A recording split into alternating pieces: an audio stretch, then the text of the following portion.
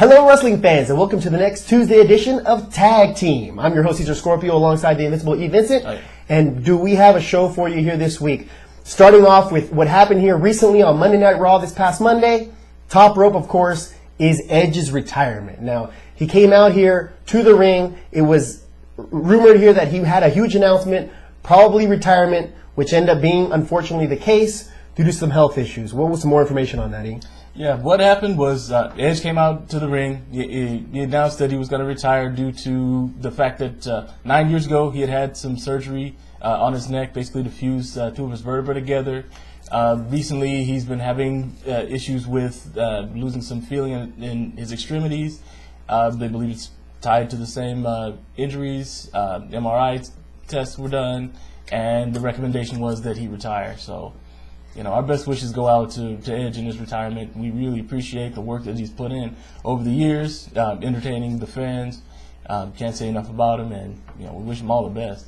Unfortunately, yes. He came back from injury most recently, 2010, winning the Royal Rumble, and the rest is history. Everybody knows what happened after that. So, as E said, we're sorry to see him go in this way. Wish it could have been more in his terms. I understand that he's saying that he has no regrets. But again, it's unfortunate that it's due to injury. So, yeah. Edge, we wish you the best, and we hope to see you in WWE. Maybe not inside the squared circle, but in the WWE in general. All right. Moving on here, we want to go over what happened in regards to the match here on SmackDown with Edge and Del Rio, and what's going to happen. With Christian and Del Rio for the Edge Championship, and what's going to happen now. I mean, they had their match. It seems like a perfect opportunity for this now vacant heavyweight championship to be answered here by a ladder match, Christian and Del Rio. I mean, it sounds perfect to me. What's your speculation on that? I think so too. I mean, it's you know, obviously you wouldn't want this particular setup, but you know, they've already got the situation with Alberto Del Rio and Christian fighting for you know, first chance to go against Edge. So now that he's not there, you know, basically they're just going to push back and forth, I think, until you know, Extreme Rules comes up, and at that point, it's no disrespect. It falls perfectly. Yeah. I mean, unfortunate the situation may be, it writes itself. It pretty much is. You know? If they came up with something else, it would just be stupid. Yeah. It's perfectly set up. I mean, it's Christian's Edge's best friend. Vacant championship. These guys have had battle back and forth. If it wasn't going to be Edge, it needs to be Christian. It's perfect. So expect to see that announced probably on the next edition here of SmackDown. So we'll touch base on that when that happens. Next is the information in regards to the emergence of Sin Cara in his first actual match, the official match, we'll say, that he's had in the WWE. He actually messed up a little bit with Sheamus, a little bit here with Jack Swagger, but actually officially enters the ring against Primo on this past Monday Night Raw. Yeah. What'd you think of that performance here, E? Outstanding. You know, just there's not enough superlatives to describe it. Good point. You know, totally athletic. He had all the more than enough tricks up his sleeve. The moves that he was doing, like the reverse against the looked like it was going to be a power bomb by Primo. He reversed it. Just ridiculous. I can't describe it. Just go watch the clips. If you didn't see the show, go watch the clips on YouTube. It's ridiculous. That finisher too. I mean, I've never seen that finisher even in Lucha Libre. I watched Lucha Libre. Have not seen that finisher that he did. He just pulled something out of his mask, we'll say. Okay. It was crazy. I mean, if we'll find that information here on YouTube, and we'll post it on Unified Wrestling for you. If he can probably do that, so we'll get that done here for you. Now, moving forward, let's go ahead and touch base on the action that happened on Monday Night Raw, as well as in regards to Miz in the championship. Yeah. There was announced that there was going to be a 5-man gauntlet match, as you mentioned here. Yeah. 5-man gauntlet match, which included basically a one-on-one match, and as the people were disqualified, new opponents would come through.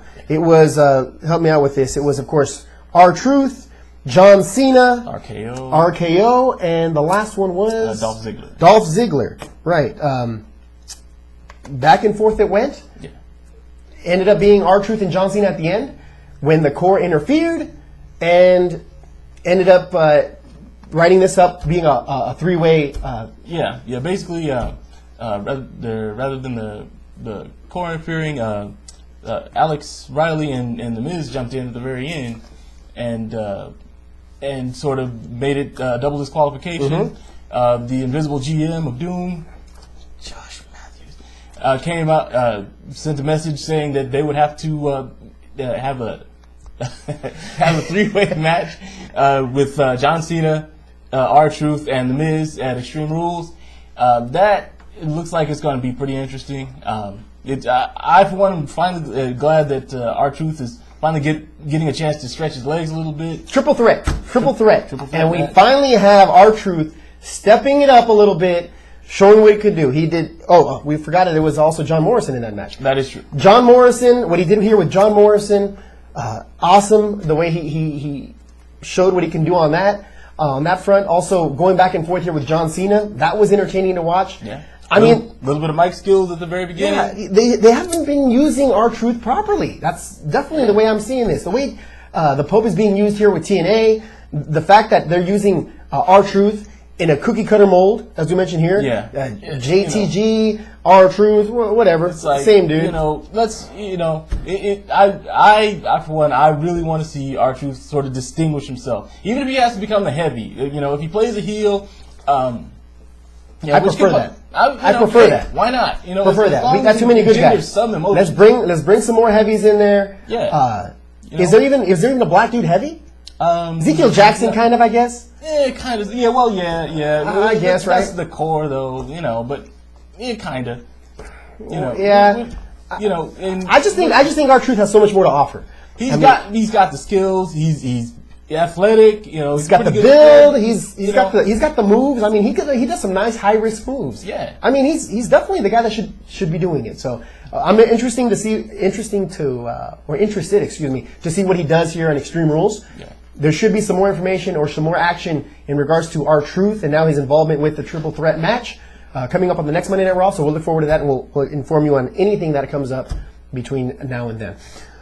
That's it for the WWE information that we have. Now let's get started here with the Lucha Minute. Now this Lucha Minute is unfortunately injury related. One of them is worse than the other, but we'll get started here with the latter one here first. El Cholo, superstar for CMLL, was injured in the ring in a match that he had this Saturday. Left knee, torn ligaments. It was announced. It was posted here on UnifiedWrestling.com. If you haven't had a chance, there's actually actual pictures of him when he hit the ground and being taken off. Again, unfortunate for him. How long he's going to be out of action, we're not sure. As soon as there's more information on that, you will be notified on UnifiedWrestling.com. We'll bring it up on the show as well. Also, more seriously, it was announced that son of El Perro Aguayo, legendary superstar in AAA wrestling, was hospitalized due to a cancerous tumor that was found in his abdomen area, size of a golf ball. It had been removed, and now he is in intensive care in a hospital in Guadalajara, Mexico. So best wishes go out to him and his family, and hope for a speedy recovery on his part. From all of us here at Unified Wrestling, Cesar Scorpio and Invisible Lee Vincent, thank you very much for watching. We'll see you guys here next Friday for the next edition of Tag Team. Till then, see you later. Take care.